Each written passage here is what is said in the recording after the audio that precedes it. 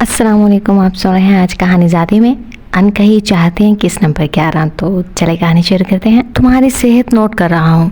आज दादों से भी परमिशन मिल गई है तो 3 बजे तैयार रहना, मैं तुम्हें पिक कर लूँगा। मेरा एक दोस्त डॉक्टर है, इससे चेक करवा लेंगे।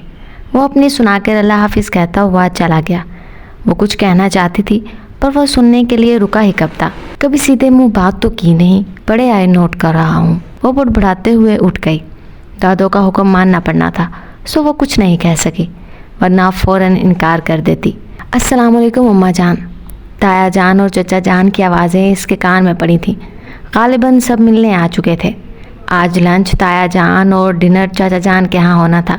अम्मा जान, आपसे एक बात करनी थी। कुछ देर इधर उधर की बातों के बाद सब बच्चे उठ गए तो हसनैन साहब ने तमहीद बांधी।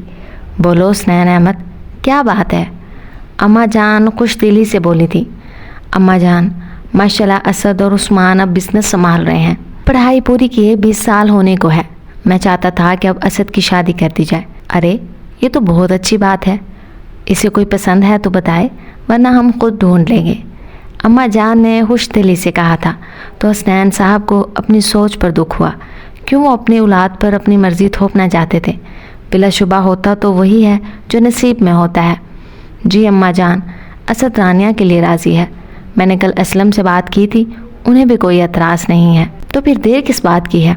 कोई रस्म कर लो और साथ ही उस्मान और आसिफ के लिए भी देख लो। इन तीनों में कोई ख़ास फ़र्क तो नहीं है, तो मैं चाहती हूँ कि इनकी एक साथ ही शादी कर दी जाए। अम्मा जान ने नई तजवीज़ पेश की थी। आसिफ अपने वालिदैन को शादी के 10 साल बाद अल्लाह ताला ने अता किया था, इसलिए वो उस्मान और असद से उम्र में छोटा और ख़ुसूसन दादों का लाडला था। ऐसा करो, तुम लोग बच्चों से बात कर लो, फिर बात होगी इस बारे में। उन्होंने हुक्म जारी किया और नमाज के लिए कमरे की तरफ बढ़ गईं। अम्मा जान अब बच्चों की मर्ज़ी जानना चाहती हैं। कुछ साल पहले ये कर लेती, तुम्हारे अपने हमसे इतने दूर नहीं होते। हसनैन साहब ने दुख से कहा था। वो ठीक 3 बजे गेट पर मौजूद था। दादो, जाना ज़रूरी है क्या? इसने मुंह बनाया। बिल्कुल, अब जाओ। दादो ने घूरा तो वो बाहर आ गई। वो जो हारन पे हारन दे रहा था, इसे देख कर रुक गया। इसने सुबह वाला ड्रेस ही पहना हुआ था, लेकिन सुबह का खिला खिला चेहरा अब थकन ज़दा लग रहा था। वो चुपचाप फ्रंट गेट खोल कर बैठ गई और बाहर देखने लगी। अस्सलाम वालेकुम। आसिफ गाड़ी सड़क पर डालकर बोला, तो भी इस पर कोई असर नहीं हुआ। लगता है तुम मैनर्स बिल्कुल भूल गई हो। आसिफ इसे बुलवाना चाहता था, चाहे कुछ भी बोले, लेकिन बोले तो सही। वो इतनी देर से इसे इग्नोर करता रहा, लेकिन वो इसे कभी भी इग्नोर नहीं करती थी।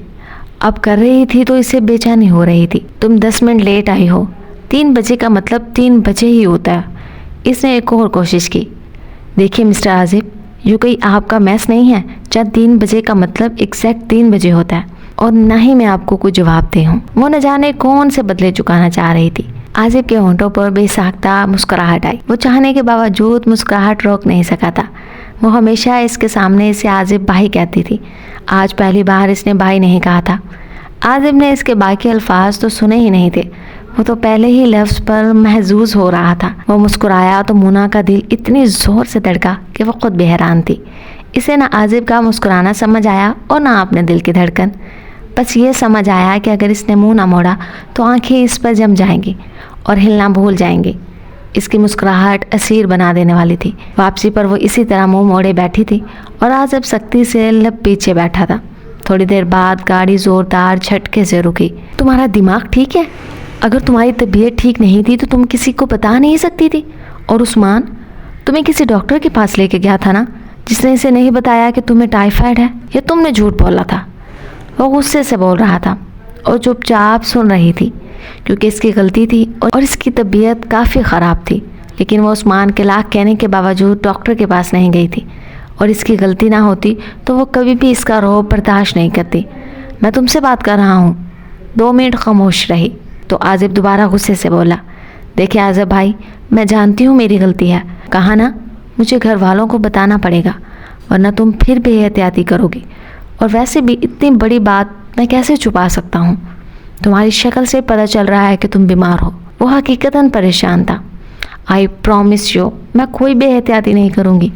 आप जैसा कहेंगे वैसा ही करूँगी, लेकिन आप प्लीज़ घर में किसी को नहीं बताइएगा। प्लीज़ प्लीज़ प्लीज़ आसिफ भाई, अब वो इससे बचपन वाली मूना लग रही थी। जैसे वो कहती थी मुझे ये टॉपिक समझा दें प्लीज़ आसिफ भाई। देखूंगा। वो इसे तंग कर रहा था, वरना वो भी सोच रहा था कि सब कितना परेशान हो जाएंगे। आज के लिए फिल्म इतना ही, मिलते हैं अगले हफ्ते। तब तक के लिए अल्लाह हाफिज़ और कमेंट्स में ज़रूर बताइएगा कि आपको ये किस तरह की लगी।